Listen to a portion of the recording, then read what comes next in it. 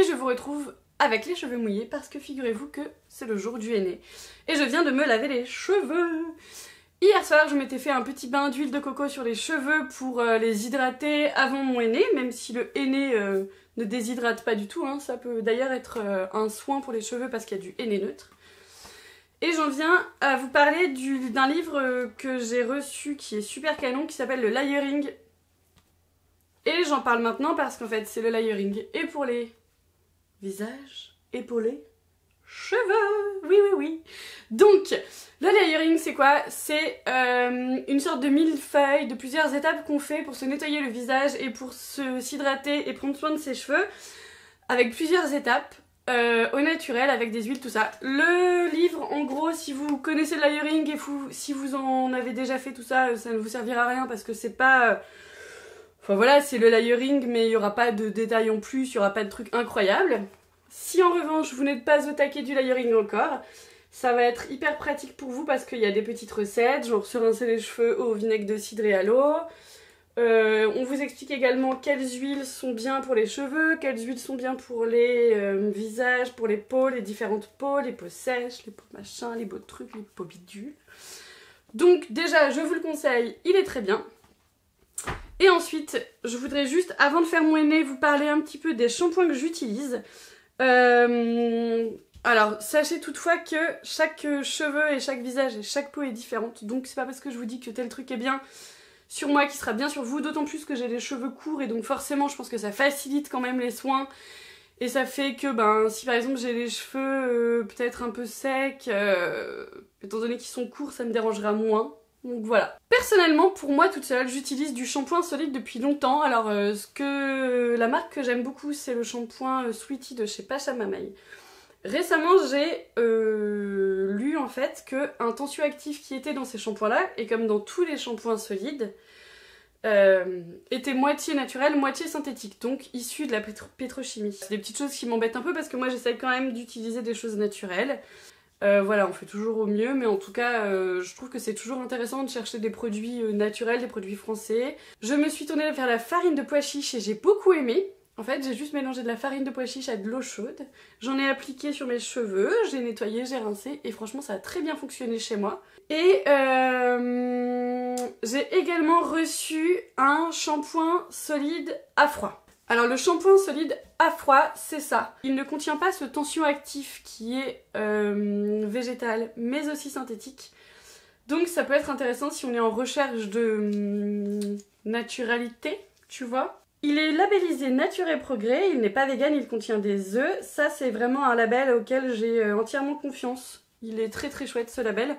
Ce savon solide à froid vient de la savonnerie Buissonnière. Il est enrichi en jojoba et dedans il y a du patchouli et du jojoba.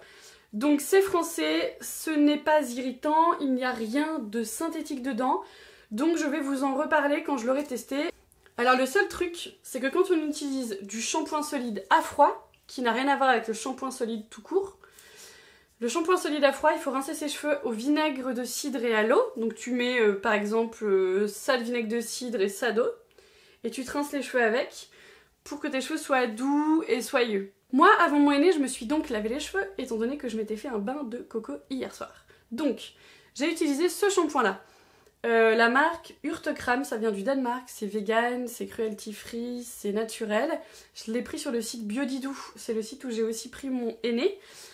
Pourquoi j'achète du coup des shampoings liquides? Et bien tout simplement parce que mes enfants partent en vacances bientôt et ma mère elle préfère les trucs liquides, du coup j'ai acheté du gel douche. J'ai acheté du shampoing pour mes enfants et donc je l'ai testé ce matin parce que ça me donnait envie. Si vous cherchez du shampoing naturel et français, j'ai celui-ci de la marque ADN qui vient du site Slow Cosmétique qui est très bien également, que j'aime beaucoup. Celui-là il est assez cher donc c'est plutôt pour moi. En fait je l'avais acheté l'année dernière avant d'utiliser des shampoings solides. Enfin même il y a un peu plus longtemps que ça, mais bon je le garde, j'espère qu'il n'est pas périmé. Tiens d'ailleurs c'est pas du tout le propos, mais le gel douche que j'ai acheté pour mes enfants pour les vacances parce que ma mère préfère les gels douche pour transporter dans la valise et tout ça. C'est celui de chez Velleda que j'ai pris chez Biodidou également. Et alors, j'adore cette odeur. Bon, c'est juste une odeur de clémentine et d'agrumes, mais personnellement j'adore ces odeurs-là. Ok, on est prêt, c'est parti pour mon henné. Donc c'est parti pour faire mon henné. D'abord il faut mettre les petits trucs pas du tout naturels qui sont là. Ensuite moi je vais mélanger un peu de noisettes avec du rouge. Je veux pas que le résultat soit trop rouge, mais je veux pas non plus qu'il soit trop châtain. Donc je mélange. D'habitude je fais que du noisette ou que du rouge, j'alterne, mais là j'ai envie de voir ce que ça donne. Moi j'ai des cheveux courts donc j'en mets pas une tonne, je mets à peu près la moitié du paquet.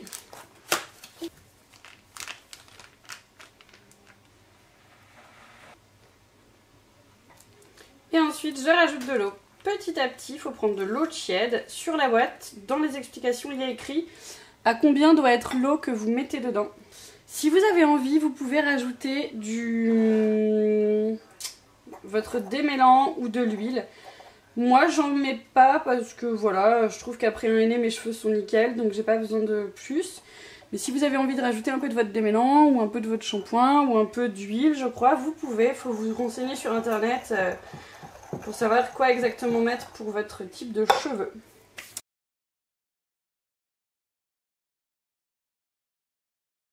Je crois que je fais peur à mes filles. Je te fais peur? Tu auras les cheveux tout rouges? Tu vas le garder pendant très longtemps? Non, pas très longtemps, juste 1 heure. C'est pas très long, 1 heure.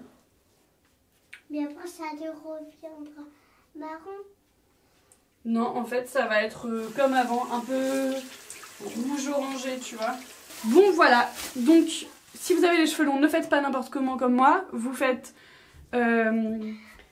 racine par racine, ré par ré.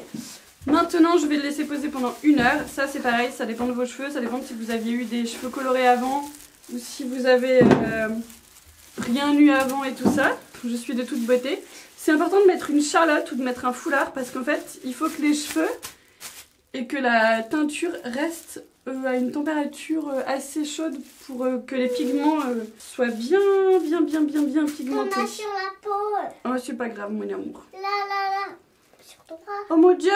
Bon bah voilà, j'ai fait mon petit henné. Je vais rester comme ça pendant 1 heure. Assez régulièrement, je masse en fait sous la charlotte mes cheveux pour être sûr que tous les cheveux seront bien touchés par le mélange. Bon bah voilà, ça fait... c'est en train de goûter sur moi partout par terre et tout. On a eu le temps de faire des muffins, on a eu le temps de faire plein de choses. Je vais me doucher. Yo, je sors de ma douche. Je ne sais pas encore comment sont mes cheveux. Pour l'instant, je voulais juste vous dire que sur ma peau, je mets un petit sérum, c'est juste de l'aloe vera. Bon. Maintenant, de l'huile végétale de macadamia. Hop hop hop. Ça me fait un petit sérum à l'aloe vera. L'aloe vera, c'est hyper bien parce qu'en fait, ça capture l'eau et ça la... Elle est comme ça, l'eau. Je veux sortir! Mais non, l'aloe vera ne te laissera pas sortir. Donc ça, c'est bien. Enfin, faut que tu te boives de l'intérieur. Faut quand même que tu t'hydrates avec de l'eau dans la bouche. Que tu boives. Tu vois, tout ça. Mais si tu fais tout ça, ta peau restera hydratée toute la journée. Voilà. Donc c'était le petit... l'astuce du jour. Bon bah écoutez, je ne sais pas mes cheveux, est-ce que vous voyez quelque chose vous? Que voyons-nous? Que voyons-nous? Ce qui est génial, c'est que du coup j'ai de l'aloe vera, de l'huile sur mes cheveux, sur mes mains. Je peux me dire, je m'en balèque, j'en mets sur mes cheveux. C'est naturel, si je veux même. Je le mange, c'est pas bon mais je le mange. C'est ni mauvais pour ta santé, ni mauvais pour la terre, ni mauvais pour les légumes dans la terre, ni mauvais...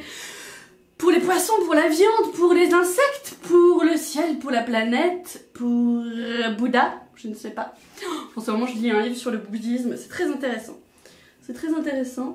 Et d'ailleurs, il y a un truc assez intéressant, je vous montre mes cheveux en même temps, sur le bouddhisme, c'est qu'il parle de... Alors, il y a un terme pour ça que je ne sais plus, que les choses ne durent pas, et que du coup, il faut qu'on s'habitue à ce que les choses ne durent pas, et c'est pour ça qu'il faut profiter du moment.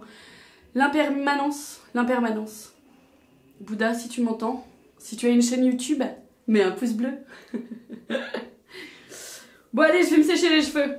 Ouais, vas-y. Ouais, vas-y, va sécher tes cheveux, tu sais. Je vous retrouve après mon henné, qui n'est pas rouge du tout. Donc je pense que je n'ai pas mis assez de rouge. Je ne sais pas si vous voyez bien. Alors j'aime beaucoup, hein. J'aime beaucoup cette couleur.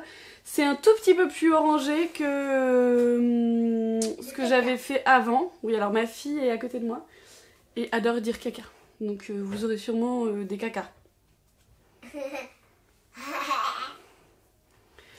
Alors j'aime bien, hein, mais c'est juste que je voulais un peu plus rouge. Mais je suis très contente de cette couleur qui est ma foi. Caca boudin. Alors Alice dit que ça fait... C'est quoi comme couleur? Tu m'as dit caca épinard, marron épinard? Oui, caca boudin, prout épinard, pipi. Alors je ne suis pas d'accord avec ma fille. Je trouve que cette couleur est très jolie. Mais c'est plus foncé que ce que j'avais pensé. Voilà. Et qu'elle fait caca. Donc la prochaine fois, je pense que je vais tenter que du rouge en entier. Vous allez faire caca. Et si vous voulez suivre cette folle histoire, n'hésitez pas à me rejoindre sur Instagram parce que je vous le montrerai sûrement en story, puis de toute façon vous verrez ma tronche. Mais ce que j'aime bien, ce que j'aime beaucoup avec cette couleur là, c'est que même si c'est assez sombre, mais je pense parce que on n'est pas en plein jour, c'est très naturel et c'est ce qui me plaît dans le henné, c'est que quoi que tu fasses, ce sera de toute façon naturel. Enfin, sauf si t'es rouge, mais voilà. Et en tout cas, sachez quand même que le henné bouge, enfin la couleur bouge dans les 24 heures après l'avoir mis, parce que si vous voulez, l'air en fait fait changer un peu de couleur, donc voilà. Donc je pense que dans quelques, peut-être 2-3 semaines, je referai un rouge pour que ce soit un peu plus rouge que ça, mais en fait je suis très contente, je trouve que c'est joli. C'est quand même pas du tout ce que je voulais.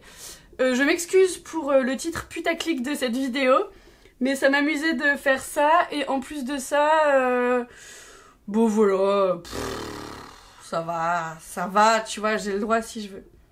Bon, bisous.